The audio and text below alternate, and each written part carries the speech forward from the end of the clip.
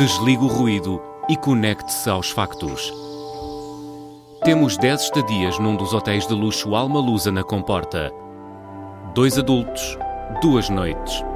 Assine hoje o Observador com até 58% de desconto e habilite-se a ganhar. Tudo em observador.pt. Horas.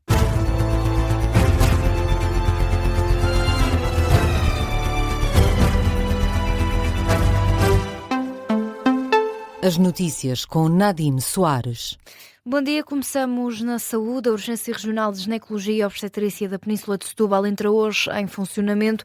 É a segunda unidade do país a funcionar com o novo modelo, com o objetivo de responder à falta de profissionais de saúde nesta especialidade. Começa a funcionar às 9 da manhã, em 2 polos, um do Hospital Garcia de Horta e outro no Hospital São Bernardo. A Ministra da Saúde, que defende que esta é uma solução para garantir a segurança das utentes. A criação de urgências regionais foi uma das formas encontradas pela tutela de tentar diminuir os constrangimentos nos serviços devido à falta de médicos. Noutros temas, a UGT tem uma nova proposta para a jornada contínua e banco de horas por acordo. A Central Sindical apresenta novas condições para aceitar a reintrodução do banco de horas individual e propõe o direito à jornada contínua para quem tem filhos até 8 anos. Já o que está na proposta de 2 pontos, que foi entregue ao Governo, são pontos que a Central Sindical pretende que a Ministra do Trabalho ceda até amanhã, data para a qual está marcada mais uma ronda de negociação. Já os patrões consideram que estes pontos apresentados pela UGT são inegociáveis. Ao Observador, uma das fontes das confederações patronais considera que as propostas da UGT considera que esta hipótese não existe hipótese de governo ou patrões aceitarem estas mudanças e que a versão da Central Sindical está muito pior do que estava no anteprojeto. E foi arquivado pelo Ministério Público o inquérito sobre o caso do Boaventura Sousa Santos, desencadeado por alegado assédio sexual. Faltou a queixa das vítimas às autoridades num prazo de 6 meses. O inquérito, que envolve o Centro de Estudos Sociais, teve 2 origens: um relatório final da Comissão Independente do SES, que confirmava a existência de padrões de conduta de abuso de poder e assédio, e ainda uma carta assinada por 13 mulheres às autoridades judiciárias para investigarem as condutas mencionadas neste relatório. O jornalista António José Soares lembra-nos mais contornos deste caso. 3 investigadoras que passaram pelo Centro de Estudos Sociais da Universidade de Coimbra denunciaram situações de assédio num capítulo do livro intitulado Má Conduta Sexual na Academia para uma Ética de Cuidados na Universidade, o que levou a que os investigadores Boaventura de Sousa Santos e Bruno Sena Martins acabassem suspensos de todos os cargos que ocupavam no SES em abril de 2023. A instituição acabou por criar, uns meses depois, uma comissão independente para averiguar as denúncias e divulgou o seu relatório quase um ano depois. Este documento, então divulgado, confirmava a existência de padrões de conduta de abuso de poder e assédio por parte de pessoas em posições hierarquicamente superiores, mas sem especificar, no entanto, nomes, tendo sido denunciadas à Comissão Independente 14 pessoas por 32 denunciantes, isto num total de 78 denúncias. Segundo a agência Lusa, o Ministério Público explica agora, no despacho de arquivamento, que as condutas descritas no relatório seriam suscetíveis de integrar a prática de crimes contra a liberdade sexual, mas isto depende da apresentação de queixa por parte das vítimas. Mas, no entanto, como nenhuma das ofendidas apresentou queixa no prazo de 6 meses, foi determinado o arquivamento dos autos, carecendo o Ministério Público de legitimidade para o exercício da ação penal. Boaventura Sousa Santos diz à agência Lusa que este arquivamento reitera que o único objetivo das denunciantes foi apenas utilizar a comunicação social para difamação. Já a advogada das denunciantes adianta à mesma fonte que há factos que podem configurar outro tipo de crimes, esses públicos, e que a Justiça vai continuar a investigar. Na atualidade internacional, os Estados Unidos declaram ter bloqueado os portos do Irão e paralisado por completo o comércio marítimo do país.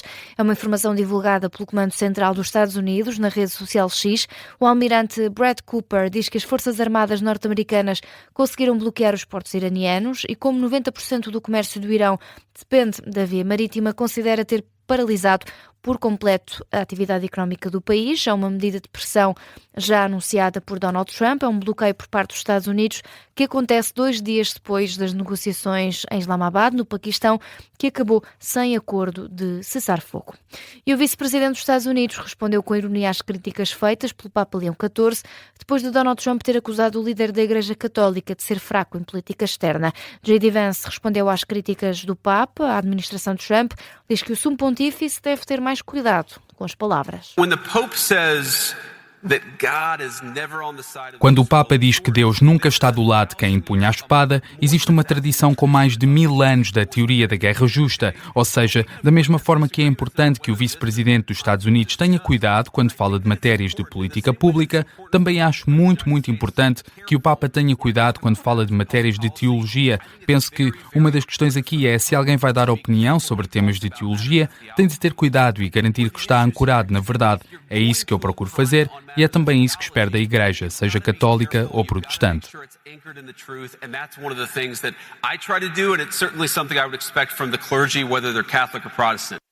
Declarações de J.D. Vance. Em causa está a resposta do Papa Leão XIV aos jornalistas. O líder da Igreja Católica dizia não ter medo da administração de Trump e que vai continuar a professar ideias de paz e a pedir o fim das guerras. Um ponto de viragem é desta forma que o embaixador de Israel nos Estados Unidos define as negociações marcadas para hoje com o Líbano. O diplomata fala de uma vitória do bom senso e da paz. Esta foi uma vitória para o bom senso, para a responsabilidade e para a paz, porque ontem o líder do Hezbollah advertiu o governo do Líbano para que não participasse nestas negociações e o executivo de Joseph Aoun corajosamente disse não ao Hezbollah. Este é o início de uma batalha muito forte, sólida e consistente contra o Hezbollah. O embaixador israelita em Washington adiantou ainda alguns dos pontos abordados durante a reunião, que durou mais de 2 horas.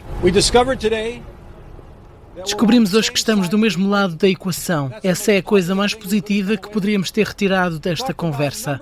Falámos sobre vários assuntos e, acima de tudo, sobre a visão a longo prazo, em que haverá uma fronteira claramente delineada entre os nossos países. Deixamos bem claro que a segurança dos nossos civis não está aberta a negociações. Isso ficou entendido. Depois deste encontro, o Líbano e Israel concordaram em setar negociações diretas. O documento não especifica nem data nem local para esta negociação. E tempo ainda para olhar para o desporto. O Sporting joga hoje com o Arsenal em Londres, jogo a contar para a segunda mão dos quartos de final da Liga dos Campeões. O resultado não está favorável para o clube de Alvalade, perdeu na semana passada 1-0 em casa, procura agora dar a volta ao marcador para garantir um lugar histórico, nunca antes alcançado, nas meias finais da competição. Rui Borges, o técnico leonino, acredita numa reviravolta da equipa, mas admite que vai ser um adversário complicado. Estamos cientes daquilo que é as dificuldades, defrontar um grande Arsenal, fazer o que ninguém fez na Champions, que é ganhar a esta equipa, por isso sabemos bem daquilo que são as dificuldades que teremos pela frente. Agora acreditamos muito e a confiança é muito infinita naquilo que é a personalidade e caráter de cada jogador da nossa equipa. A última vez que o Sporting visitou o estádio do Arsenal conseguiu apurar-se para os quartos de final da Liga Europa. Hoje os Leões vão tentar eliminar novamente os londrinos numa competição europeia. A bola começa a rolar às 8 da noite. Pode acompanhar, como sempre, com relato e comentário aqui na Rádio Observador. E ainda no desporto, morreu Vicente Lucas, um dos símbolos maiores do Belenenses. A notícia foi avançada pelo Clube do Restelo. Em comunicado, ontem à noite, fala num dia triste. O Belenenses escreveu que se perdeu uma figura do emblema e lenda do futebol português e mundial. Era irmão de Matateu, chegou ao clube com 18 anos, com a camisola nacional representou o país por 20 vezes, morreu ontem aos 90 anos. E é com os destaques no desporto que encerramos este noticiário, mas deixe-se ficar já a seguir, temos conferência de imprensa.